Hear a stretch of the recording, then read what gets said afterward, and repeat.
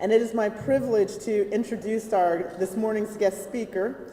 Many of you know her and will remember that she is a Gator great in her own right, Veronica Meinhardt. Her current role for the university is Director of Major Gifts for Gator Boosters in the Athletic Association, and she is a very proud and enthusiastic and beautiful Gator. Go Gators! So for those of you that don't know Veronica's credentials, she earned a Bachelor of Science in Exercise and Sports Sciences at UF, your university. She also earned a Master's in Business Administration and MBA from the Universidad de Alcalá de Henares in Madrid. So she's really smart. She's a smart Gator. She's also a very accomplished athletic Gator. She was a scholar athlete, a 4-year letter winner, a 4-time All-American Gator swimmer. She's a native from Caracas, Venezuela. She qualified for her country's Pan American team her junior year. She set the Venezuelan national record in the 100 and 200 meter backstroke and the 200 meter individual medley, which means not only is she smart, she swims fast, and she's just really someone that we enjoy serving the University of Florida with. Without further ado, please join me in welcoming Veronica Meinhardt. Go Gators!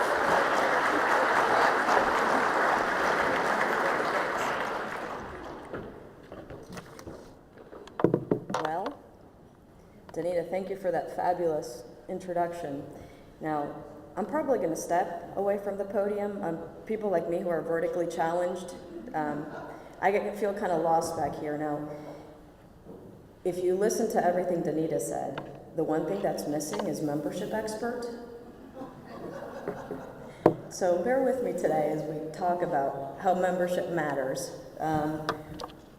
First of all, thank you for being here. And Danita shared a little bit of my background.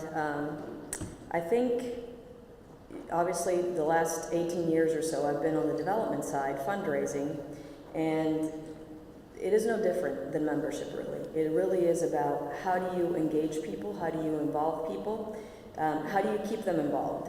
How is their involvement with you and this organization valuable? And I gotta tell you, I appreciate you guys a great deal. It wasn't too long ago that I was planning this, what we called Leaders Weekend. This was my first job, actually, at the Alumni Association, right after graduating from Florida. 93 through 2000, this is what I did, Gator clubs and affiliated groups. So I can't tell you how much I appreciate the fact that you do what you do, that you're here today at 9 a.m., and that you go home and are eyes and ears and sort of the soul of the Gator Nation every time that you walk out the door and wear the colors and conduct yourself in business and with your family. So thank you. Quick overview of what I hope to cover with you today.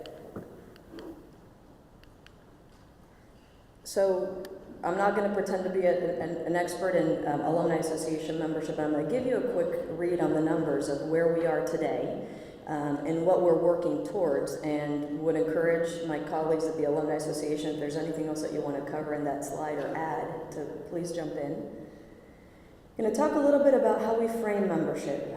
You'd be amazed at how important membership is. It's a national discussion.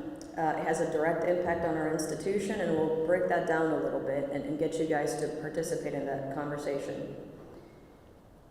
We're going to break out, as I said, in group discussions. I hope to provide a framework that's helpful and ask some questions that get you thinking about membership and how you tackle it at the club level and obviously at the national level.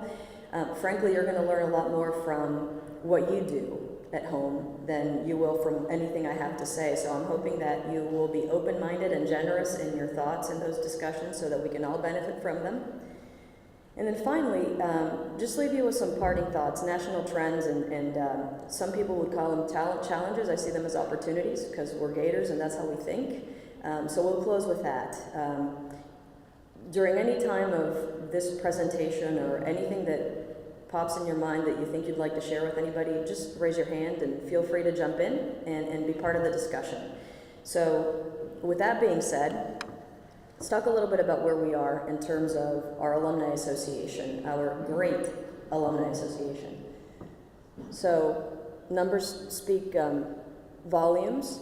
The interesting piece is, Scott sent me a big spreadsheet with how membership breaks down in-state, out-of-state, penetration, and it's pretty incredible that the range, if you start breaking it down by club, there's a club that has a 32% penetration, and there's a club that has 2% penetration. So, one, obviously somebody's doing a really great job. There's also a lot of room for improvement, right? And so we have some work to do, and also a lot of things to be really, really proud of. We rank 13th in the country, behind Stanford, of course. We came, 16 and a half points behind Stanford in the All Sports Trophy. I'm sick and tired of being behind Stanford, both on the athletic side and now on the Alumni Association piece, so that was probably enough motivation to want to be here and share this with you. So for all of you who have Stanford degrees, I'm really sorry, but the Gator Nation's rising, and take notice. All right. Let's talk a little bit about just framing membership and what it means nationally. Put it in perspective so that you realize how important your job and what you do every day has an impact on this. There's quite a few studies out there and reports that talk about membership and its impact on a couple of different areas institutionally. First of all, broad alumni participation addresses institutional sustainability directly. The more alumni participate, the more there is a culture. You develop a culture of following your institution, of support for your institution. We are a public institution. While many people think that if you look at alumni trends, alumni participation, and actually alumni giving, private institutions tend to have a lot deeper penetration. The perception is that they really need that money to operate, and that's true. If you look at the public side, we're seen as we are a public institution. The perception is that the state funds us, right? And so therefore, we don't need the money as much or the membership as much. Well, at Florida, we get about 14% of our budget, last time I checked, from the state. At places like Virginia, it's 4%. And that number's gonna get lower and lower. So when you think about talking to members and why I should join, think about the fact that long-term, it is a sustainability issue for us too. And so think in those terms. Strength in numbers, that always works, right? Through all kinds of weather, we all stick together. That's the Gator Nation for you. Now, so we form a community, and that community is only as strong as the people who support it. So what you do every day, whether it's showing up to an athletic event, whether it's joining the Alumni Association, giving back to your college, all those things, coming to a club event, all that matters. Somebody watches, it all adds up, and that defines the strength of that community and how important it is that when you show up, you're there and you're present. The other thing that's really interesting that, doing a little bit of reading, alumni participation has become a barometer for how people outside of our world look at us in terms of excellence. The more alumni participation there is, the better that institution is, because people want to be engaged, they want to be involved, and they want to be part of it years after they leave. So it really is interesting how alumni participation is directly linked with how we are perceived in terms of the excellence of our institution.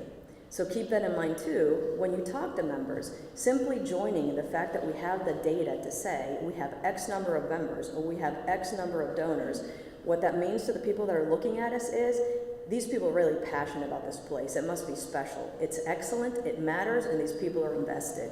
So keep that in your back pocket for when you have somebody balking at membership or thinking, why should I join? Well, it really matters, and the numbers have a huge impact. Has an impact on philanthropy, which is sort of my space. When I'm talking to donors, they want to know who else is participating, who else has made a gift, what did you do with your gift? So how am I making a difference, right? And they look around and they look at their peers, they look at other donors, they look at other people that are involved, and then they make a decision. So by you simply being involved and serving as an example, so if you're going to recruit members or you're going to ask for scholarship gifts in your communities, think about your role too. because they're going to ask you, well, do you support this program? Or what has your experience been? So all of that has an impact. U.S. News and World Report, whether we like it or not, we kind of live by that ranking, and that's how the rest of the world perceives us in terms of where we stack up with our peers, both public and private, and then